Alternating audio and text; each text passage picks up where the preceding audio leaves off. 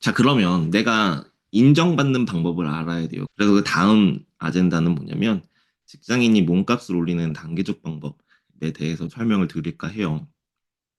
총 4단계로 설명할 거고 이 책에도 자세하게 써 있으니까 나중에 한번 꼭 정독해 보십시오. 저는 이 책에 없는 내용, 그 행간의 맥락들을 위주로 좀 요약해 볼게요. 첫 번째 단계가 뭐냐면요. 일단 자기 자신의 한계를 정해두지 않으셔야 됩니다. 이거는 모든 회사들이 다 중요하게 여기는 태도일 거예요. 어떤 지원자는 처음부터 이렇게 생각하는 사람이 있어요.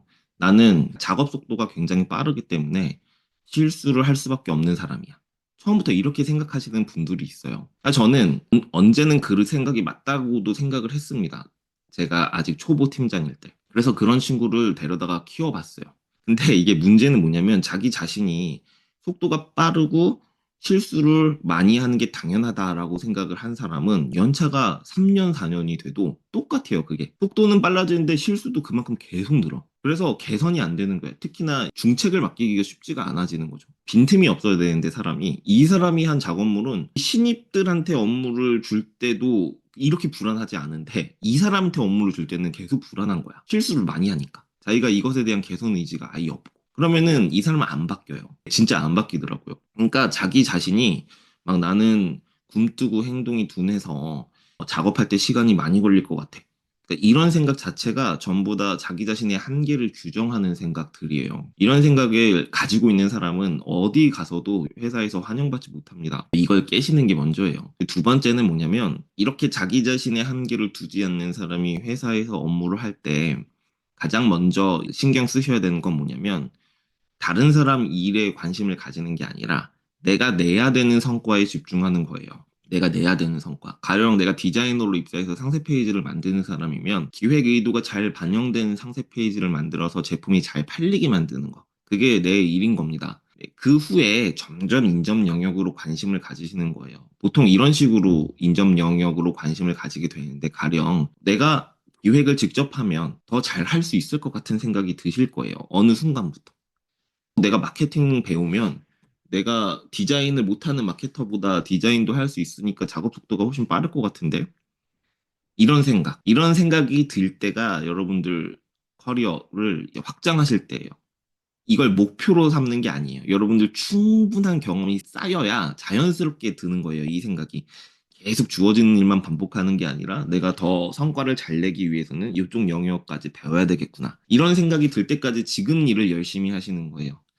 그게 2단계입니다. 그리고 2단계가 되면 여러분 몸값이 많이 올라요. 이건 어디 회사에 가도 마찬가지예요. 연봉이 적게는 500만 원, 많게는 1000만 원까지도 올라갑니다. 왜냐하면 그 사람은 벌써 N인분을 하거든요.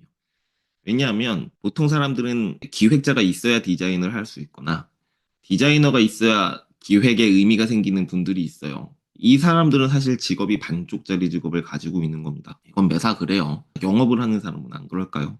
영업을 하는 사람이 그냥 내가 세일즈 포인트 같은 것에 대한 이해도만 있고 어떤 경쟁사의 현황이나 지금 현재 시장의 트렌드에 대한 이해는 없고 우리 회사 비즈니스 모델이 앞으로 어떻게 발전해야 되는지 이런 것에 대한 관점이 없는 영업 담당자는 회사를 나중에 엄청 위험하게 만들어요. 결국 그 사람들한테 중책을 맡기기도 쉽지 않고. 그러니까 여러분들 N인분을 하시려면 직업의 경계를 허무는 거예요. 도구들을 많이 배우는 게 아니라.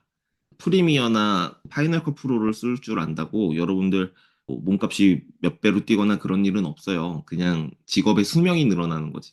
저 회사에서는 파이널 컷 프로로 영상 편집하고 이 회사에서는 프리미어로 영상 편집하면은 몸값은 똑같은 거예요. 그냥 내가 쓸 수 있는 도구들이 많으면 어떤 회사든지 간에 나를 찾는 사람은 있겠지만 그 도구를 활용할 수 있다고 몸값이 올라가거나 그러진 않습니다. 그냥 오래 그 회사를 다닐 수 있는 것에 영향이 있는 거지. 그러니까 그 점을 잘 유념하셔야 돼요. 그러나 이제 여러분들이 경계하셔야 되는 건 뭐냐면 이제 다음 단계로 넘어갈 때 이제 3단계가 뭐냐면 당연히 관리자죠. 여러분들이 실무를 잘 하다 보면 결국은 이 관리자가 되실 거예요. 결국 회사에는 기획자와 디자이너를 아울러서 관리할 수 있는 사람이 필요하니까 이 두 가지를 잘 하는 사람들한테 그 기회가 우선 배분되지 않겠습니까? 그런데 내가 지금 업무를 확장하면서 나중에 내가 이런 기회를 제안받을지 모르고 되게 무리하게 사람들과 비협조적으로 굴거나 막 남의 밥그릇을 뺏는 뉘앙스로 굉장히 공격적으로 인간관계를 하거나 그러면 어떻게 되겠어요? 어떤 사람은 다른 사람을 도우면서 내가 감투를 씌워주지 않았는데도 팀장 역할을 하는 사람이 있어요. 근데 어떤 사람은 그 과정에서 모든 사람들의 신뢰를 잃어버리고 뒤에서 욕먹는 사람이 됩니다. 자기 혼자 일한다고, 저 사람은. 축구로 치면은 공을 자기만 쥐고 골대까지 자기만 드리블하고 패스 하나도 안 하고 슛도 자기만 하고 이런 사람처럼 돼요. 그러면은 여러분들이 2단계에서 어느 정도 성과를 인정받을 수는 있겠지만 절대로 그 이상의 기회는 받지 못합니다. 오히려 점점 더 권한을 잃어버리겠죠. 혼자 일하는 독불장군이니까. 그러니까 여러분들이 3단계로 가시려면 2단계에서 인정 영역으로 직업을 확장하실 때 다른 사람들을 돕고 케어하면서 확장하시는 거예요. 그 사람의 밥그릇을 내가 뺏는 게 아니고 네, 그렇게 해야 여러분들이 중간 관리자로서의 권한을 받게 되는 겁니다. 모든 사람들의 인정 속에서. 그리고 마지막 4단계는 뭐냐면요. 이건 진짜 그냥 공부예요, 공부. 계속 그 업에 대한 공부를 이어나가셔야 돼요. 그게 뭐랑 연결되어 있냐면요. 겸손함과 연결되어 있는 거예요. 특히나 많은 분들이 이 3단계 중간 관리자 자리를 얻고 나면 성장을 멈추는 분들이 많아요. 나는 할 수 있을 만큼 했다는 태도죠. 근데 사실 얼마나 빠르게 시장 환경이 바뀌고 있습니까? 이것에 대해서 공부를 멈추면 그 중간 관리자 한 명 때문에 회사가 여러 기회에 참여하는 걸 잃어버릴 수도 있어요. 뭐 단적인 예로 말씀드리면 지금은 여러분들 숏폼, 쇼츠 이렇게 짧은 동영상 콘텐츠가 굉장히 대세이지만 이건 실제로 막 진짜 10년 전? 제가 마케팅 대행에서 다닐 때부터 있었던 화두예요. 롱폼보다는 쇼츠가 앞으로 대세가 될 거라는 거.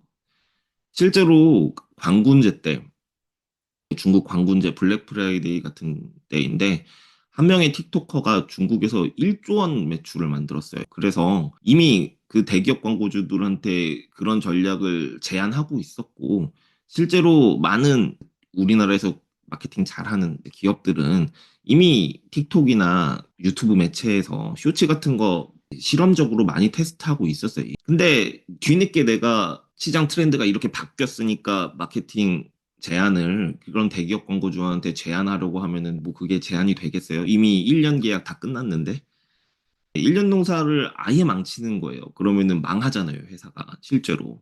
1년 동안 돈을 하나도 못 벌고 어떻게 회사가 존속합니까? 그래서 망한 회사들이 진짜 많아요. 그 시기에 마케팅 대행사 순위도 많이 바뀌었고 중간 관리자가 공부를 게을리하면 회사가 망할 수도 있는 거예요. 자기 자신이 내가 그런 기회를 얻었다. 그러면 그런 방식 계속 공부하시고 연구하셔야 돼요.